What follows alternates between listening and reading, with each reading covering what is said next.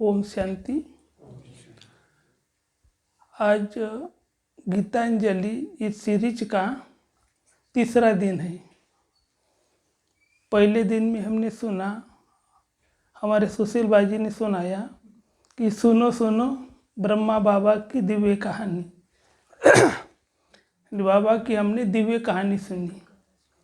दूसरे दिन में हमारे आशीष भाई जी ने सुनाया ब्रह्मा तेरी कुर्बानी, यानी ब्रह्मा बाबा ने क्या कुर्बानी की यज्ञ में, उसके बारे में सुना। आज क्या सुनेंगे? आज सुनेंगे मीठा मधुबन देख के बाबा याद तुम्हारी आती है, यानी मधुबन की महिमा सुनेंगे आज। क्योंकि मधुबन भूमि पर बाबा ने जो कर्म किए, इसलिए मधुबन विशेष हमारे यज्ञ इतिहास में गायन है उसका। तो मधुबन की क्या क्या विशेषता है, इस पर हम चर्चा करेंगे। तो सबसे पहली विशेषता है मधुबन की कि मधुबन क्या है, स्वर्ग से भी सुंदर है। क्योंकि स्वर्ग, जैसे बाबा बोलते हैं कि आप स्वर्ग में जाएंगे, तो हम कैसे 16 कला संपूर्ण निर्विकारी अहिंसा परमो धर्म दिव्य गुणधारी देवता रहेंगे सतयुग में। वहाँ पर रहता सुख रहेगा सतयुग में, सोने के महल में रहेंगे, पुष्पक विमान से हम घूमेंगे वहाँ पर। प्रकृति भी हमारा सहयोग देंगी क्योंकि दासी बनेंगी। इसकी सुख सुविधा रहेंगी सतयुग में, लेकिन कौन नहीं रहेंगे हमारे साथ? बाबा नहीं रहेंगे।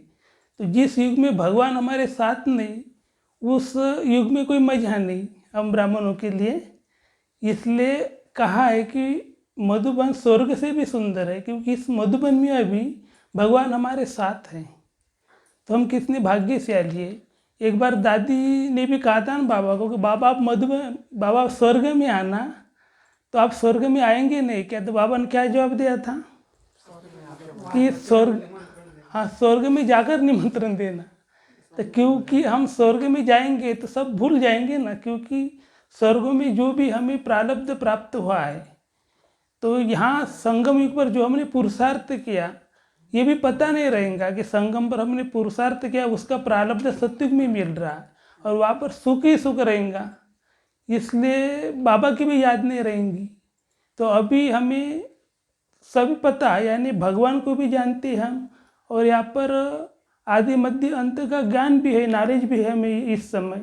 इसलिए जी हाँ, तो इसलिए अभी यानी मधुबन स्वर्ग से भी सुंदर है। तो ये पहली विशेषता होगी मधुबन की। दूसरी है कि मधुबन में स्वयं परमपिता परमात्मा की अवतरण भूमि है, कि जिसे सारा संसार ढूंढ रहा है परमात्मा को, कि लेकिन परमात्मा इस धरती पर अवतरित हुए हैं, ये दुनिया को पता ही नहीं।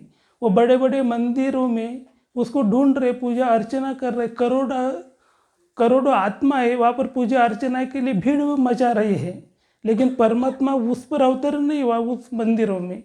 या कई ऐसे महान विद्वान ये ऋषि मुनि हैं, वो कई स्थानों पर तपस्या कर रहे हैं, तो उस तपस्या के स्थान पर भी परमात्मा ने अवतरण नहीं हुआ है। लेकिन कहाँ पर अवतरण हुआ परमात्मा का? इस मधुबन भूमि में। इसलिए मधुबन भूमि इतनी श्रेष्ठ है क्योंकि परमात्मा की अवतरण भूमि है। ये दूसरी विशेषता। अगला है परमात्मा की ये क्या है, कर्म भूमि है, कि स्वयं परमात्मा ने जिस धरती पर यानी मधुबन भूमि पर ब्रह्मा के साधारण तन में प्रवेश करके इतने महान कार्य किए हैं। भले ब्रह्मा के तन में प्रवेश से साधारण कार्य किए, लेकिन सर्वोच्च अथॉरिटी ने किए, इसके कारण ये महान कार्य बन गई। आज भी बाबा ने बोला है कि ऊंची से ऊंची सर्वोच्च अथॉरिटी परमात्मा बाबा है। तो उस बाबा ने ब्रह्मा के तन में प्रवेश करके कार्य किए, तो इसलिए वो भूमि श्रेष्ठ हो गई है। तो परमात्मा आने के पहले मधुबन भूमि कैसी थी, क्योंकि यहाँ पर किस प्रकार के लोग रहते थे, इस पर मुझे एक राजू भाई जी के क्लास में हमने सुना था कि जब सुखधाम का उद्घाटन हुआ, उस समय स्वयं परमात्मा बाबा ने उद्घाटन किया, बाबा के हस्तों द्वारा बाप दादा के अव्यक्त बाप दादा के हाथों द्वारा उसका उद्घाटन हुआ सुखधाम का। तो उस समय बाबा बोलते 6 बजे आए थे रात को, 6 बजे से लेकर 10 बजे तक थे जी, 10:15 बजे तक, हाँ सुबह 10 बजे तक थे, रात को 6 बजे आए और सुबह 10 बजे तक दादी के तन में बाबा थे। तो फिर उस समय उद्घाटन किया, तो उस समय क्या हुआ, सुखधाम से यानी ओम शांति भवन से लेके सुखधाम तक बीच में जो गार्डन है, अभी बाल उद्यान बोलते हैं, तो उस बाल उद्यान में जो भिल्ल लोग हैं वो रहते थे, बोलते अपनी झुग्गी झोपड़ियाँ में। और वो बहुत एक बदमाश टाइप के लोग थे वो, क्योंकि वो शराब पीते थे, नॉनवेज खाते थे और एक दूसरे के साथ झगड़ा करते थे, पूरे रात भर हंगामा मचाते थे वो लोग। तो उनका तकलीफ हम ब्राह्मण लोगों को होती थी, क्योंकि वो लोग चिल्लाते थे, झगड़ा करते थे, तो वो तो उसका वाइब्रेशन आएगा अपने लोगों की तरफ, ब्राह्मण आत्मा को, तो उनकी तकलीफ होती थी। उसके लिए कई उनने गवर्नमेंट को एप्लीकेशन दी, एडीएम ने भी ट्राई किया, लेकिन वो लोग वो झुग्गी झोपड़ी छोड़ने के लिए तैयार रहे थे। तो जब वो बाबा आए थे उद्घाटन के लिए सुखधाम के, तो वहाँ से बाबा पैदल चलते हैं ओम शांति भवन से सुखधाम तक। तो उस जगह पर बाबा ने पावरफुल 5 मिनट दृष्टि दी बोलते। तो जैसे बाबा ने दृष्टि दी, बाद में कुछ दिन के बाद वो लोग अपने वहाँ से भाग गए अपनी झुग्गी झोपड़ी लेकर के। तो देखो ये परमात्मा है तो साधारण कार्य, कोई विशेष नहीं, क्योंकि ये तो गवर्नमेंट भी कर सकती थी, लेकिन भगवान ने किया ये कार्य, इसलिए वो महान हो गए। तो अभी वहाँ पर गार्डन बन गया बाल उद्यान, तो उस पर जो भी आत्माएं आती है तो कितनी सुख शांति की अनुभूति करते हैं, खुशी मिल जाती है उनको उस गार्डन में। तो ये परमात्मा का कार्य साधारण भी किया, मगर वो भगवान ने किया, इसलिए वो महानता आ गई उस कार्य में। इसका शास्त्र में गायन है कि जैसा श्री कृष्ण के बारे में बताते हैं कि एक बार श्री कृष्ण ने ब्रह्मा भोज का आयोजन रखा था, और बड़े बड़े जो राजे महाराजे थे उसको उस ब्रह्मा भोज में उनने आमंत्रित किया, उनके लिए 56 प्रकार का भोजन बनाया, और बनाने वाले बहुत खुशी खुशी से बना रहे थे, क्योंकि इतने बड़े बड़े लोग भोजन करने के लिए आने वाले थे। तो खुशी से बनाया, भोजन बन गया। बाद में परोसने वाले भी, क्योंकि इतने लोगों की ज़रूरत नहीं थी, लेकिन उन्होंने भीड़ लगा दिया परोसने के लिए, क्योंकि बड़े लोग थे। जैसे अपने यज्ञ में भी जब दादिया वरिष्ठ भाई लोग, जैसे भोजन रहता है उनका, रहते हुए 4-5 लोग, मगर परोसने वाले कितने लोग रहते, 10-15 लोग की भीड़ लग जाती है। तो उसी प्रकार वहाँ पर परोसने वाले की भीड़ लगी, सभी ने खुशी खुशी से वो देवी यानी राजे महाराजे को परोसा, सभी संतुष्ट हो गए, भोजन कर लिया सभी ने। बाद में वो लोग चले गए, लेकिन वो झूठे जो उनके बर्तन थे वो उठाने के लिए कोई तैयार नहीं थे। ये दृश्य सब श्री कृष्ण दूर से देख रहे थे कि कोई बर्तन उठाए, वह झूठे वाली जो थालियाँ थी वो उठाए, क्योंकि बाद में दूसरे और भी लोग बैठने वाले थे उस स्थान पर। तो कोई उठाने के लिए तैयार नहीं थे, क्योंकि वो नीच काम समझा जाता था ना, क्योंकि भोजन तो सभी ने खुशी से बना दिया, क्योंकि वो राजे महाराजों के लिए बन रहा था, और परोसा भी उन लोगों ने खुशी से। लेकिन वो जो उनकी झूठी थालियाँ थी वो उठाने के लिए कोई तैयार नहीं थी।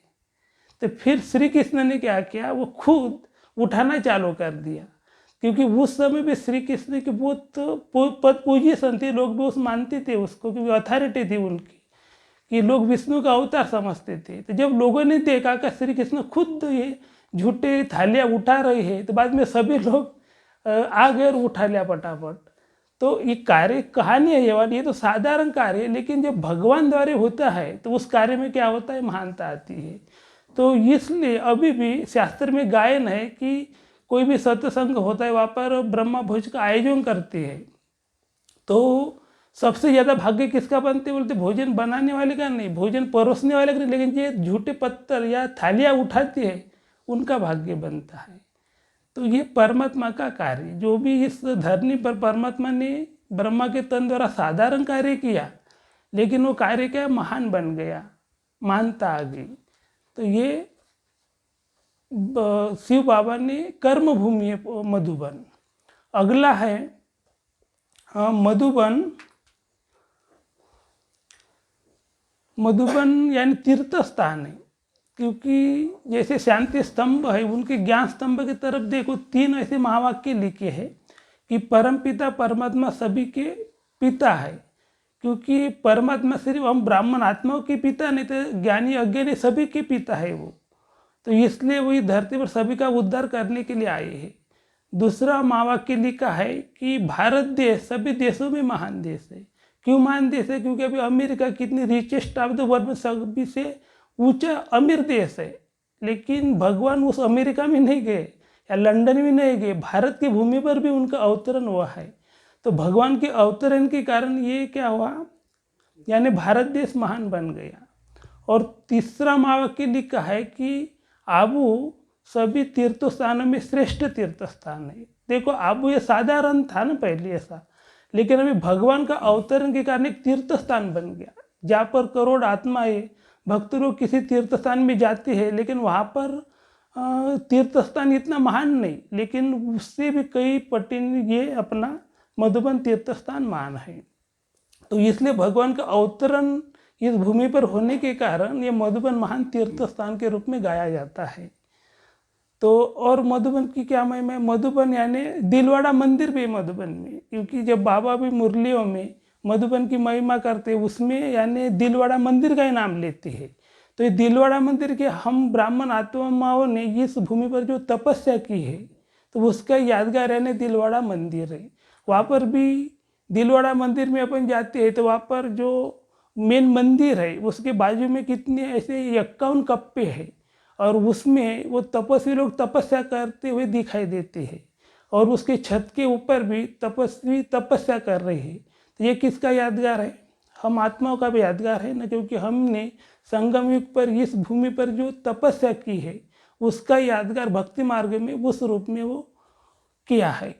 तो इसलिए मधुबन में दिलवाड़ा मंदिर भी है, और हाँ हरि का द्वार भी है, क्योंकि भगवान का यहाँ पर अवतरण हुआ इसलिए हरि का द्वार भी कहते हैं। और मधुबन और क्या है, मधुबन में बड़े ऊंचे ऊंचे पहाड़ी पर मधुबन ऐसे गीत है ना, उस गीत में लिखा है कि ऊंचे ऊंचे पहाड़ों पर मधुबन है। तो मधुबन भूमि भी ऊंचे ऊंचे पहाड़ों पर है। तो इस पहाड़ों का भी देखो कितना महत्व है, क्योंकि हर एक पहाड़ पर ब्रह्मा बाबा थे साकार में, उस समय हर एक यज्ञ वस्तु को पहाड़ों पर ले जाते थे, वो उसी स्थान पर वो तपस्या करते थे। इसलिए पहाड़ भी एकदम पावन हो गए, शुद्ध वाइब्रेशन है पहाड़ों पर भी। जैसे बाबा का पहाड़ी बोलते, वहाँ पर जब हम यज्ञ वस्तु जाते हैं उस पहाड़ी पर, तो वाकई वाइब्रेशन कितने पावरफुल है। जो भी आत्मा उस पहाड़ी पर जाता है और बाबा को याद करता है, सेकंड में एकाग्रता आ जाती है, क्योंकि इतनी पावरफुल वाइब्रेशन है उस पहाड़ी पर। क्योंकि स्वयं ब्रह्मा बाबा सभी यज्ञ वस्तु को लेकर जाते थे, वहाँ पर तपस्या करते थे। हर एक पहाड़ पर इतने पावरफुल वाइब्रेशन है। उसमें एक भाई का एक मेरे को याद आ रहा कि एक भाई दोपहर के समय उस पहाड़ी पर गया था बोलते, क्योंकि उसने सुना था कि वहाँ पर ब्रह्मा बाबा साकार में सभी को लेकर जाते थे और तपस्या करते थे, वहाँ पर पावरफुल वायुमंडल है। तो वो गया, वहाँ पर बैठा, दोपहर के समय बैठते एकदम उसको पावरफुल एकाग्रता हो गई उसकी, और बाबा के याद में इतना मगन हो गया वो कि वहाँ पर बैठा रहा। कुछ समय के बाद एक ऐसा चोर व्यक्ति वहाँ पर आया, गुजर रहा था। उसने देखा ये तो अकेला है वहाँ पर तपस्या के क्या कर रहा है, उसके पास कुछ होगा तो अपन इसको छीन लेंगे। इस संकल्प के साथ उसके पास गया। वो जब गया उनके पास, उसको हिलाने की कोशिश की, लेकिन वो एकदम उसको वो ऐसा कहीं वाइब्रेशन आ गया वो चोर को, तो वो उसको हाथ टच नहीं कर सका, वो दूर ही खड़ा रहा। लेकिन वो चोर क्या, यानी असली चोर नहीं था, उसको बहुत भूख लगी थी, उसको लगा इनके पास कुछ पैसा होगा छीन लेंगे, या कोई खाने की चीज़ होंगी तो ले लेंगे। तो उस भाव से वो आया था उनके पास, मगर उनको टच कर नहीं सका वो, क्योंकि वो बाबा के याद में था वो भाई बैठा। फिर वो थोड़े समय तक रुका, और बाद में उसने क्या किया कि उसके पास चाकू था, वो निकाला और उसके सामने ऐसा उसको ये क्या दिखा रहा था। वो भाई बाबा के याद में था। तो थोड़े देर के बाद उसको दिखा वो चाकू, तो उसने देखा तो वो भाई उसके सामने चाकू लेकर खड़ा है, लेकिन वो बाबा के याद में था, तो वो शक्तिशाली वाइब्रेशन उसके अंदर थे, तो वो डरा नहीं, वहाँ पर ही बैठा रहा। और उसने पूछा क्या चाहिए आपको, क्यों? तो उसने बोला आपके पास जो भी कुछ होगा वो मेरे को दे दो। लेकिन वो भी पक्का सन्यासी था, उनके पास कुछ भी नहीं था, ना मोबाइल था ना पैसे थे उनके पास, कुछ भी, खाली टोली के 4-5 तोसे थे उनके पास, बाकी कुछ नहीं।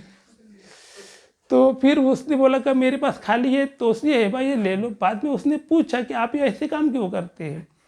तो उसने बोला हमें कोई एक तो काम भी नहीं मिलता है यहाँ पर आबू में, और मैं 2-3 दिन से भूखा हूँ, इसलिए मेरे को बहुत यानी भूखा हूँ मैं, भूख है मेरे को, और कुछ मेरे को मिल जाएंगे, इसलिए मैंने आपको ऐसा ट्राई किया, प्रयत्न किया आपके लिए। तो फिर उसने उसको ज्ञान सुनाया थोड़ा, ऐसे कार्य नहीं करना चाहिए आपने। और बाद में उसको भूख लगे, बोलते चलो, बोले उसको आश्रम में लेके आया वो भाई को, ये चोर को, और बाद में यहाँ पर उसको भोजन खिला दिया। तो देखो यानी हर एक स्थान पर कितने शुद्ध विचार रहते हैं, और हर एक आत्मा जो भी अब हमारे संबंध संपर्क में आते बाबा के बच्चे के, तो उनका भी कहीं न कहीं रीति से उद्धार हो जाता है। तो इस पहाड़ी का यानी हर एक पहाड़ी पर जो तपस्या की है, इसी कारण ये वाइब्रेशन है हर जगह पर। दूसरे जो टार्ड रॉक्स है वहाँ पर बताती है कि जैसे स्वामी विवेकानंद की वहाँ पर एक गुफा है, उन्होंने तपस्या की थी, चंपा गुफा नाम से वो प्रसिद्ध है। तो उन्होंने 1891 यानी 91 में वहाँ पर तपस्या की थी बोलती उस गुफा में। और बाद में अमेरिका में जो बड़ा सम्मेलन होता शिकागो में, तो उस सर्वधर्म सम्मेलन था, उस सम्मेलन में उसने भाग लिया। तो उस सम्मेलन में जाने में जब वो व्यासपीठ पर चढ़ गया, तो उस पर उसने मुख से 2 शब्द निकाले, यानी ब्रदर या सिस्टर। तो ये शब्द उस अमेरिकन लोगों ने कभी सुने नहीं थे। तो वो 2 शब्द सुनते वो ऑडियंस से इतने खुश हो गए कि तालियां बजाने लगी, और एक स्वामी विवेकानंद उसका आकर्षण का मूर्त बन गया। तो इसका कारण क्या था कि उसने इस पहाड़ों पर जो तपस्या की, क्योंकि वो वाइब्रेशन उनके अंदर थे, उसकी वाणी में उतनी ताकत आ गई थी, और उस वाणी की ताकत के कारण उतने लोगों को उन्होंने आकर्षित कर दिया। तो यह कमाल हम ब्राह्मण आत्माओं की है, क्योंकि हमने कल्प इस पहाड़ों पर क्या किया, तपस्या की है। तो पहले ये पहाड़ है पूर्ण यानी पावन है, पावरफुल वाइब्रेशन है। तो इसलिए जो भी आत्मा इस पर तपस्या करते हैं तो उसको जल्दी एकाग्रता हो जाती है, और वो तपस्या का सिद्धि उनको प्राप्त हो जाती है। तो ये मधुबन की महिमा है। तो पहाड़ों की भी यहाँ पर महिमा की जाती है। और क्या मधुबन की महिमा? हाँ, मधुबन में 4 धाम है। और हाँ, तपती धूप के शीतल झरने भी है यहाँ पर। ये टूरिस्ट लोग आते हैं तो झरने के वो देखकर भी खुशी का अनुभव करते हैं। तो मधुबन में और गीत में बताया है ना, हाँ, अचलगढ़ भी है, गुरु शिखर भी है, हाँ, वशिष्ठ आश्रम भी है यहाँ पर, गुरु शिखर वशिष्ठ आश्रम, क्योंकि वशिष्ठ आश्रम गौमुख है, वहाँ पर वशिष्ठ आश्रम है, क्योंकि वशिष्ठ यानी प्रभु रामचंद्र के गुरु थे बोलते। तो इतने आध्यात्मिक गुरु का यहाँ पर आश्रम है, तो ये भूमि कितनी महान है। जैसे बोलते मीठा बंधपन देख के बाबा याद तुम्हारी आती है, तेरी कर्म भूमि बाबा याद तुम्हारी दिलाती है। तो बाबा की याद दिलाती है कर्म भूमि, कि इस कर्म भूमि पर जो भी आत्मा आता है, पाव रखते हैं, तो क्या होता है, एकदम बाबा के याद के पावरफुल वाइब्रेशन कण कण में बाबा की याद है मधुबन में। तो वो जो भी आत्मा इस भूमि पर आती है, तो उनको बाबा के याद करने के लिए ऐसा पुरुषार्थ मेहनत नहीं करनी पड़ती है, तो अपने बाबा की याद आ जाती है उनको। तो जैसे इसका कारण क्या है कि मधुबन भूमि पर जैसे अमृत वेले से लेकर रात्रि तक यानी ऐसे क्या होता है, यानी पावरफुल वाइब्रेशन है। और जैसे अपने साइलेंस के गीत है, तो बीच बीच में साइलेंस के गीत बजते रहते, तो जो भी आत्माएं यहाँ पर रहती है, तो हर घंटे घंटे में वो गीत बजते हैं, तो ऑटोमेटिक उसका अटेंशन बाबा की याद की तरफ जाता है, यानी उसको एक्स्ट्रा ये करने की जरूरत नहीं पड़ती, यानी उसी वायुमंडल अनुसार वो बाबा की याद में समा जाती है। दूसरा ये ट्रॉपिक कंट्रोल है, हमारे 9 ट्रॉपिक कंट्रोल है, तो वो भी बीच बीच में बजते रहती है। तो ये ट्रॉपिक कंट्रोल 3 मिनट का रहता है, तो ऑटोमेटिक आधा घंटे तक उनकी याद तो हो ही जाती है पूरे दिन भर में। तो ये एक्स्ट्रा उसको मदद मिल जाती है बाबा को याद करने की। तो इस भूमि पर जो भी आत्मा आते तो उनको ज़्यादा पुरुषार्थ नहीं करना पड़ता बाबा की याद करने के लिए, जल्दी याद के स्मृति में रहती है। और दूसरी बात, यहाँ पर तपस्या यानी 24 घंटे अखंड तपस्या चलती रहती है, कि आप कभी भी देखो किसी न किसी स्थान पर कोई भाई या बहन वहाँ पर तपस्या करते हुए दिखाई देती है। कोई भी शांति स्तंभ पर बैठे रहेंगे, कोई हिस्ट्री हॉल में, बाबा के कमरे में या आंगन में या बाबा के कुटी में, यानी हर स्थान पर कोई ना कोई तपस्या करते हुए दिखाई देते थे। यानी वैसे वायुमंडल है यहाँ पर, और इस वायुमंडल में जो भी आत्मा आती है तो वो बाबा की स्मृति ऑटोमेटिक उनके अंदर आ जाती है। तो इसलिए मधुबन भूमि क्या करती है, यानी बाबा की याद की स्मृति दिलाती है। जो भी आत्मा इस भूमि पर आती है तो बाबा की याद की स्मृति आ जाती है मधुबन में। तो ये हो गए मधुबन की विशेषता, महिमा। तो अभी आगे गीत में बताया है कि जब जब मधुबन की ओर आए प्रत्यक्ष तेरे गुण हम पाए। यानी जब मधुबन की ओर हम आती है तो प्रत्यक्ष गुण किसके दिखती है हमको, ब्रह्मा बाबा के। क्योंकि ब्रह्मा बाबा ने साकार में यहाँ पर जो भी कर्म किए तो यहाँ पर कण कण में उसके गुण दिखाई देते। जैसे कोई महान व्यक्ति रहता है तो उसके बारे में कोई पूछते हैं ना कि वो व्यक्ति कैसा था, और उसकी वाणी कैसी थी, वो कौन से कपड़े पहनते थे, वो कैसे सोते थे, यानी हर एक के चरित्र का पूछा जाता है। लेकिन यहाँ पर ब्रह्मा बाबा के चरित्र और चित्र दोनों भी क्या है, महान है, श्रेष्ठ है। क्योंकि वो ऐसे व्यक्तित्व है उनके अंदर कि वो हर मधुबन के हर एक कण कण में उसे गुणों का दर्शन होता है। तो सबसे पहले जब मधुबन की भूमि पर हम आते हैं तो बाबा के गुण प्रत्यक्ष दिखाई देते। जैसे बाबा का कमरा है कि बाबा के कमरे में जो भी आत्माएं आती है तो आती क्या होता है, एकदम मन बुद्धि एकाग्र हो जाती है, बाबा के याद में मगन हो जाते हैं वो। और उनको ऐसा लगता है कि हम ऐसे कोई अलौकिक या ऐसी दूसरी दुनिया में आ गए, ऐसा अनुभव होता है। तो उसका कारण क्या है, क्योंकि ब्रह्मा बाबा का तो साधारण सोने का ही कमरा था ना। क्योंकि जब साकार में ब्रह्मा बाबा थे उस कमरे में सोते ही थे, लेकिन इतनी पावरफुल वाइब्रेशन की हुई उस कमरे में। तो इसका कारण बाबा भी जब साकार में थे तो निरंतर शिव बाबा के याद में मगन रहते थे। जब भी दादिया अपने अनुभव में सुनाती है कि जब भी दादिया उस कमरे में जाके देखती थी कि बाबा क्या कर रहे, सोए क्या कि बाबा को, शिव बाबा को याद कर रही है, तो जब भी दादिया देखती थी तो बाबा टांग पर टांग चढ़ा करके अपने खटिया पर लेटे रहते थे और शिव बाबा की याद में मगन रहते थे। तो दादिया देखती थी तो बिल्कुल बाबा सोए तो नहीं, तो बाबा आओ बच्चे ऐसे बोलते थे। यानी निरंतर शिव बाबा के याद में रहते थे। तो उसके कारण उस बाबा के कमरे में भी इतना पावरफुल वाइब्रेशन है कि जो भी आत्मा वहाँ पर जाती है तो ऑटोमेटिक उसको शिव बाबा की याद आ जाती है। दूसरी बात कि ब्रह्मा बाबा रात रात जागकर सकार देती थी। अभी जो 31 को अव्यक्त वाणी चली उसमें बाबा ने बताया ना कि दुनिया में बहुत दुख बढ़ रहे, अशांत आत्माएं, दुखी आत्माएं है, तो उनकी आवाज़ पुकार आपको सुनाई नहीं देती क्या? तो क्योंकि वो उनकी दुखी जो अशांत आत्माएं थे उनकी पुकार ब्रह्मा बाबा को क्या सुनाई देती थी। तो इसलिए ब्रह्मा बाबा रात रात जाग कर के उन आत्मा को सकार देते थे। यानी देखो ब्रह्मा बाबा की कितनी शुभ भावना थी कि हर एक आत्मा का कल्याण हो जाए, दुखों से मुक्ति मिल जाए उनको, तो और वो बाबा के वर्षे के अधिकारी बन जाए बच्चे, ऐसी शुभ भावना थी। इस शुभ भावना से वो रात रात जाकर को उनको सकार देते थे। तो इसलिए उस कमरे में इतना वाइब्रेशन है। तीसरी बात, यानी ब्रह्मा बाबा कितने नष्टो मोहा थे। यानी जैसे शिव बाबा ने उनके अंदर प्रवेशता किया और पहला पाठ उसको पढ़ाया कि आप देह नहीं आत्मा हो, तो उसी दिन से उन्होंने क्या कि आत्मा का अभ्यास पक्का किया, यानी खुद को देह नहीं आत्मा समझा। और जो भी उनके संबंधी थे उनको भी आत्मिक दृष्टि से देखते थे कि जैसे उसका बेटा था नारायण दादा, अगर नारायण दादा को भी वो आत्मा समझते थे, जसोदा थी उनको भी वो आत्मा समझते थे। यानी इतना आत्मा का पाठ उसने पक्का किया तो उन्होंने देह भान से परे चले गए वो।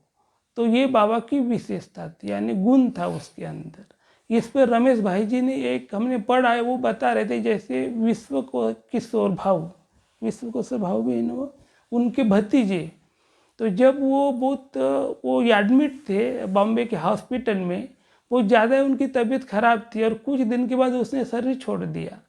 फिर दादी ने, बड़ी दादी बाबा को पूछा कि बाबा इसके पार्थिव जो देह है उसको मधुबन में ले आवे। तो बाबा ने देखो बोला कि अभी उस बच्चे का उस देह से हिसाब किताब चुक्त हो गया, अभी कोई संबंध रहा नहीं, तो उसको इधर मधुबन में लाकर क्या करेंगे, उधर ही उनका अंतिम संस्कार करा दो बोले।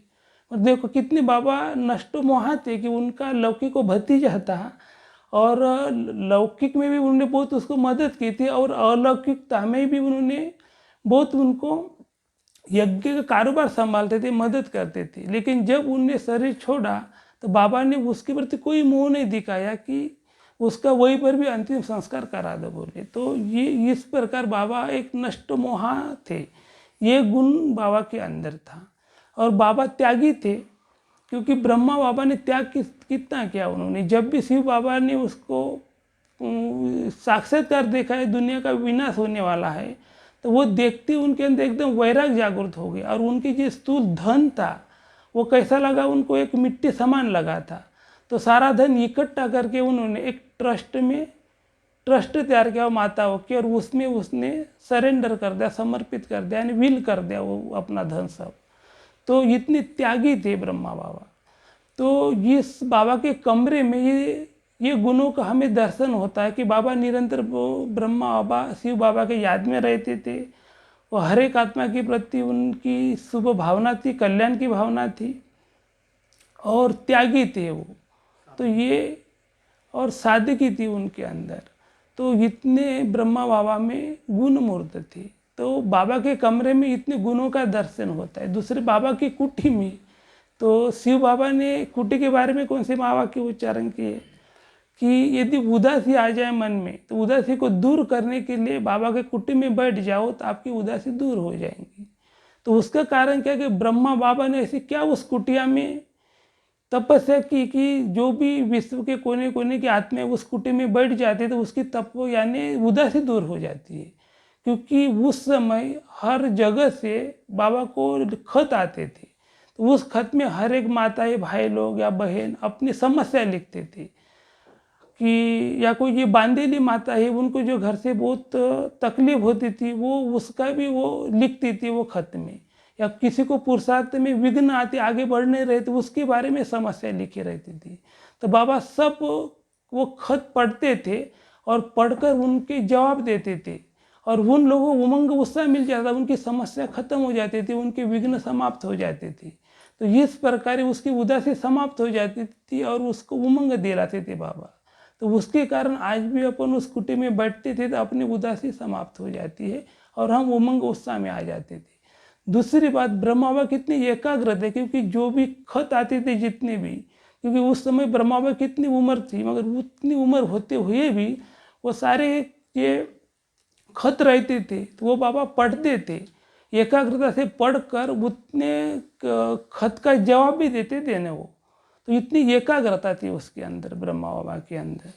और देखो ब्रह्मा बाबा अव्यक्त होने के पहले एक यानी उसने सारे जो खत थे सब खतों का जवाब दिया, बोलते लास्ट अंतिम समय तक उनने सेवा की, तो वो अतक सेवाधारी थे।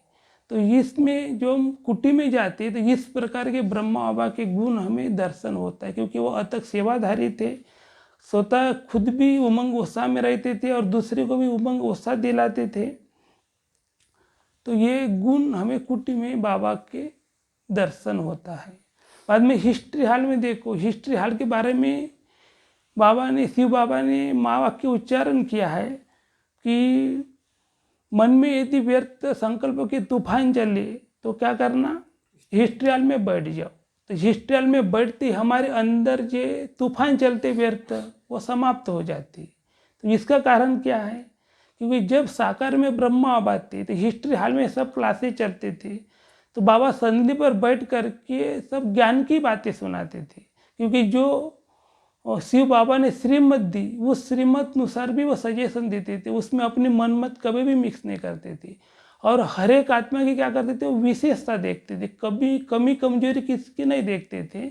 और कोई गलतियां भी करते थे तो बाबा डायरेक्ट नहीं बोलते थे, उसको योग्य प्रकार युक्ति से उनका वो सजेशन देते थे। बाबा के श्रीमत अनुसार भी वो सजेशन दे करके उसकी कमी कमजोरी दूर करते थे, ऐसे डायरेक्ट नहीं बोलते थे उसके अंदर कोई कमजोरी है बाकर की। और शिक्षा भी देते थे तो कैसे, युक्ति से देते थे। जैसे दादियाँ सुनाती है कि जब शिव बाबा का आदेश था कि अभी सभी बच्चे को यानी विश्व सेवा के लिए भेज दो, तो उस दिन बाबा एक एक दादियों को भारत के कोने कोने में सेवा बाबा का संदेश देने के लिए भेजते थे। तो उस समय दादा जाने के लिए तैयार नहीं होती थी, क्योंकि पहले ब्रह्मा बाबा ने खूब उसको पालना दी थी, माँ की पालना दी थी। तो इतना बाबा को और मधुबन को छोड़कर दादा तैयार नहीं होती थी। लेकिन बाबा ने उस समय ब्रह्मा बाबा ने उसकी कमी कमजोर नहीं देखी, तो उसको उसके अंदर उमंग उत्साह भरकर उसको सेवा के योग्य बनाया और यहाँ से यानी सेवा के लिए भेजा। तो जैसा गुलजार दादी जी बता रहे थे कि एक बार बाबा ने गुलजार दादी को बोला कि बच्ची आप लखनऊ में जाओ सेवा करने के लिए। तो वो लखनऊ में जाने का बोलते ही दादी को लगा कि नहीं, ये एकदम मधुबन छोड़ के मैं नहीं जा सकती बाबा को छोड़ के। तो डायरेक्ट बाबा को बोला कि बाबा मैंने कभी लखनऊ का नाम भी सुना नहीं, तो मैं कहाँ लखनऊ जाऊँगी, ऐसा डायरेक्ट बाबा को बोल दिया। फिर देखो बाबा ने उसकी कमजोरी नहीं देखी, तो बाबा ने बोला कि बच्ची जब क्या बोला, अंधों ने मुल्तान ढूंढ लिया, लेकिन आप तो त्रिनेत्री हो, तो आप क्या लखनऊ ढूंढ नहीं सकती क्या। तो देखो वो शब्द सुनते ही दादी के अंदर एकदम सेवा का उमंग उत्साह ये हो गया, संचार आ गया, और वो शब्द लेकर दादी लखनऊ चली गई। क्योंकि उस समय दादी ने बाहर की दुनिया भी नहीं देखी थी, क्योंकि दादी बहुत कम उम्र में यज्ञ में आई थी, और वो व्यवहार पैसे का कैसा व्यवहार करता है वो भी उसको पता नहीं था। लेकिन सिर्फ बाबा ने बोला, उसके अंदर शक्ति भरी, तो वो शक्ति को लेकर दादी लखनऊ चली गई और बाबा का संदेश दे दिया और बहुत सारे सेंटर्स खोल दिए। तो इस प्रकार ब्रह्मा बाबा क्या करते थे कि हर एक का उमंग उत्साह बढ़ा करके उनको सेवा योग्य बना के भेज देती थी, और उनके द्वारा इतनी सेवा हो जाती थी। तो ये हिस्ट्री हॉल में, तो इसलिए हिस्ट्री हॉल में अपन बैठते हैं तो हमारे व्यर्थ संकल्प समाप्त हो जाते हैं, क्योंकि बाबा भी हर एक की विशेषता देखते थे उस हॉल में। तो ये एक बाबा की गुण हमको नजर आते हिस्ट्री हॉल में। अगला है शांति स्तंभ। तो शांति स्तंभ तो बाबा ने जो भी गुण धारण किए उसकी एक मूर्ति है, क्योंकि शांति स्तंभ पर जो शांति स्तंभ है उसमें 3 महावाक्य लिखे हैं कि दिव्य गुणों की धारणा करनी है, या निरंतर बाबा की याद में रहना है, और तीसरा है पवित्र बनना है और पवित्र बनाना है। तो ये तीनों गुण बाबा के अंदर कुट कुट के भरे थे, क्योंकि बाबा दिव्य गुणों की धारणा की थी, और बाबा क्या करते, जो भी शिव बाबा ने डायरेक्शन दिया, जो भी गुण बताया वो गुण अपने जीवन में धारण करके उसको स्वरूप बनते थे और दूसरे को सुनाते थे। इसलिए जो भी आत्माएं उनके सम्मुख आते थे उनको तीर लग जाता था। कभी उनके अंदर समझो बदले की भावना है, झगड़ा करने के इरादे से बाबा के पास आते थे, लेकिन बाबा जी माँ वाक्य सुना देते तो वो सुन करके उनमें तुरंत परिवर्तन हो जाता था और वो बाबा के बच्चे बन जाते थे, विरोधी भी बाबा के बच्चे बन जाते थे। इसका कारण क्या था कि जो भी बाबा शिव बाबा ने जो भी गुणों का बताया वो गुण अपने में धारण करके उसका स्वरूप बनते थे और बाद में सुनाते थे। इसलिए उनके वाणी में उतनी ताकत थी और जो भी आत्मा वो सुनते थे तो उसमें परिवर्तन हो जाता था। तो ये शांति स्तंभ, तो शांति स्तंभ एक शक्ति का केंद्र है। जो भी हम आत्माएं उसके आगे उबे खड़े रहती है तो हमें एक शक्ति भर जाती है, और आज भी वो शांति स्तंभ सारे विश्व में शक्ति का दान दे रहे हैं। तो ये ब्रह्मा बाबा ने इस धरने पर जे भी गुण अपने जीवन में धारण किए उसका यादगार वो शांति स्तंभ है। तो ये इस प्रकार ये चारों धाम है। तो इस मधुबन की भूमि में ब्रह्मा बाबा के कण कण में ब्रह्मा बाबा के गुण समाये हुए हैं, और जो भी नए आत्मा इस भूमि पर आते हैं तो ब्रह्मा बाबा के प्रत्यक्ष गुण क्या होते हैं, हमें दर्शन होता है प्रत्यक्ष गुणों के। तो ये गुण हो गए। आगे गीत में बताया है,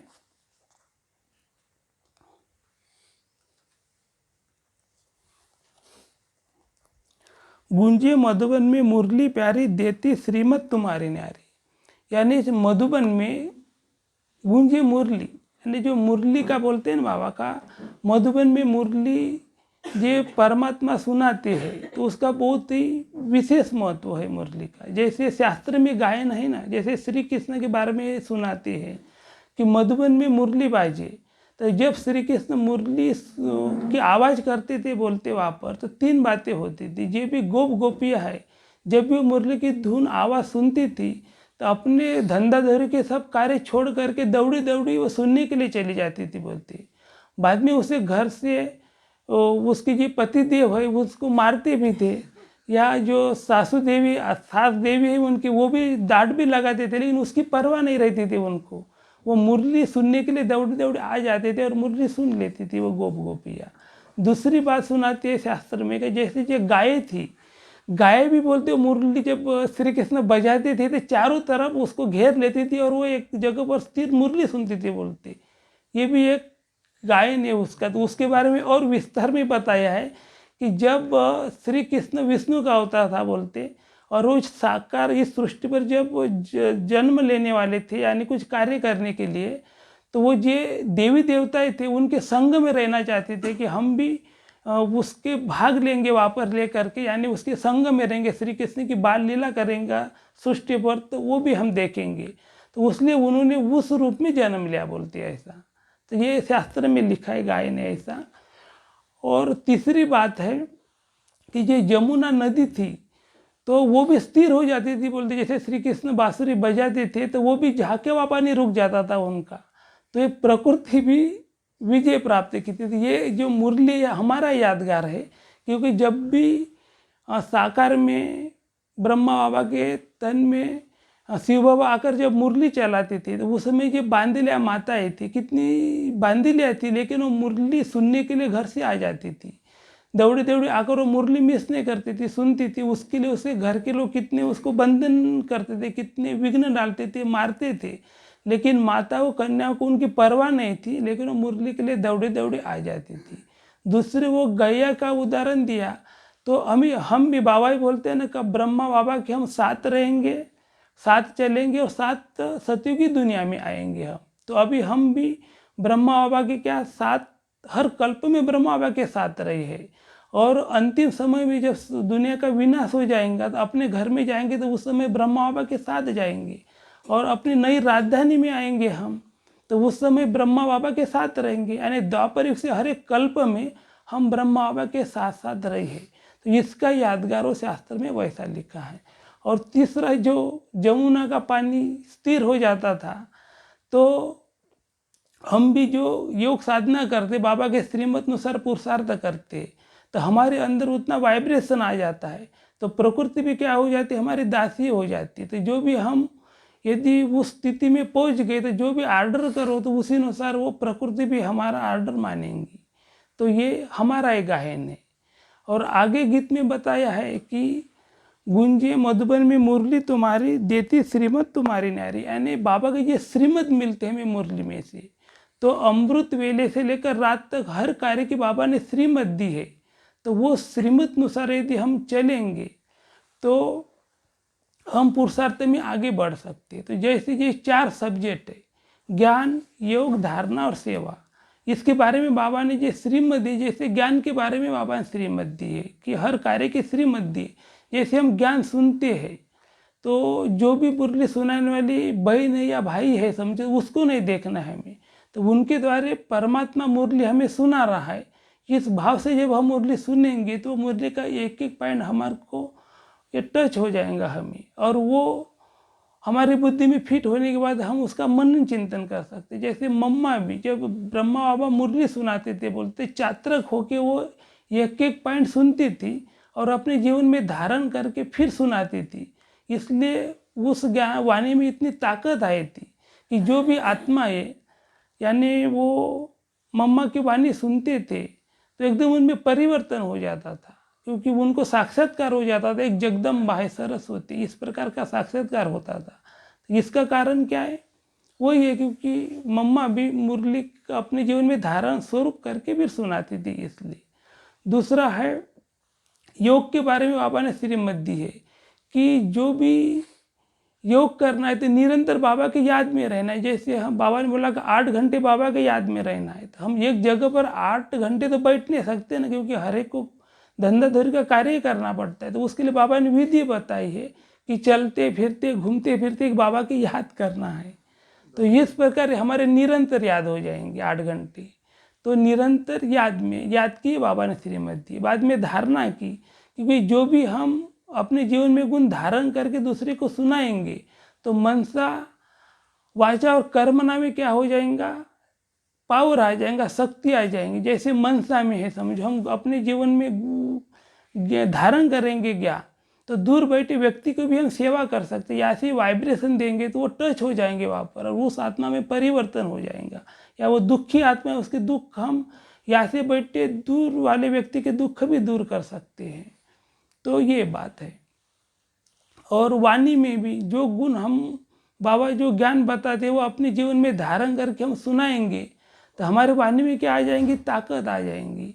और जो भी आत्मा वो ज्ञान सुनेंगे तो उसके अंदर परिवर्तन हो जाएगा। और कर्म भी, जो भी हम कर्म करते हैं तो हर एक कर्म ब्रह्मा बाबा को फॉलो करो कि ये जो कर्म मैं कर रहा हूँ तो ब्रह्मा बाबा ने इस कर्म किस प्रकार से किया था, वो मैं जो कर्म कर रहा हूँ बाप समान है क्या कर्म, ऐसा चेक करके हम कर्म में भी हमें शक्ति भर सकते।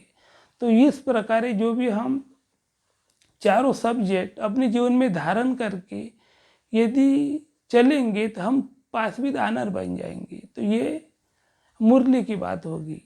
और लास्ट में मधुबन के हर कोने से किरणें तुम्हारी आती है, यानी मधुबन के कोने कोने से क्या है, किरणें आती है, यानी शक्ति भरती। जो भी आत्मा इस मधुबन की भूमि पर आते हैं तो बाबा से क्या होती है, उनके अंदर शक्ति भर जाती, पावर आ जाती है। और जिस संकल्प के साथ वो यहाँ पर साधना करते हैं उसकी वो सिद्धि प्राप्त हो जाती है। तो बाबा ही बोलते हैं ना, यहाँ से भर कर जाओ और उधर बरसों बोलते हैं। तो यहाँ पर सब प्रकार के हम ज्ञान गुण धारणा अपने अंदर धारण करके फिर उधर बरसा सकती है, यानी ज्ञान को उधर ये कर सकते हैं। तो इस प्रकार इस मधुबन के भूमि में जो भी आत्माएं आती है तो उनके अंदर बाबा एक शक्ति भर जाती है, और वो जो भी संकल्प के साथ वो करते हैं वो संकल्प में सिद्धि प्राप्ति हो जाती है। तो लास्ट में मैं एक अपना अनुभव सुनाता हूँ कि जब हम पहली बार मधुबन में आए थे, तो 1 साल के बाद मधुबन में आए, तो हम वैसे अमृत वेला उधर करते नहीं थे क्योंकि हम सेंटर में कभी रुके नहीं थे। हमारे गांव में गीता पाठशाला थी, उसी गीता पाठशाला में मुरली वगैरह सुनाते थे, और रात्रि क्लास में मुरली सुनाते थे, और सवेरे 7 बजे के बाद मुरली सुनाते थे। अमृत वेले का उतना ही नहीं था। बहन जी ने हमको बताया था कि अमृत वेला 3:30 बजे उठना पड़ता है, मगर हम कभी उठते नहीं थे उस समय, और सेंटर पर रुके रहते तो हमको पता रहता कि सब लोग 3:30 बजे उठते करके। तो ये पता नहीं, जब मधुबन में पहली बार आए हम, आने के बाद जब वो गीत सुना 3:30 बजे का कि मेरे लाडले जागो, एक गीत लगता अमृत वेला शुद्ध पावन है मेरे लाडले जागो, तो उस समय वो गीत सुनते ही एकदम हम उठ गए हमारा। और मैंने उसी समय संकल्प किया कि अमृत वेला इसको कहते कि 3:30 बजे उठ करके बाबा को याद करना पड़ता है। तो उस समय हम, बाकी वो सारे लोग उठ गए थे, हम भी उठे, बाबा के कमरे में बैठे, याद किया। और उस दिन मैं एकदम शांति स्तंभ पर खड़ा रहा, तो उस समय मेरे एकदम पावरफुल वाइब्रेशन आ गए। तो मैं कि यहाँ पर बैठे तो बहुत वाइब्रेशन आ जाते हैं, ऐसे बाकी लोग बता रहे थे।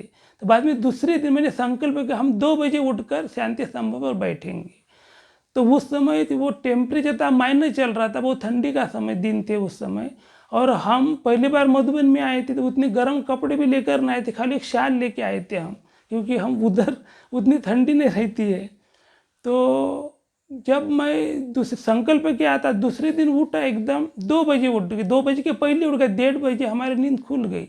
मैं तैयार होकर 2 बजे शांति स्तंभ के जो ज्ञान स्तंभ है वो साइड में बैठ गया। ठंडी थी, माइनस टेम्परेचर था, और खाली मेरे पास एक शाल थी, शाल ओढ़कर मैं बैठ गया।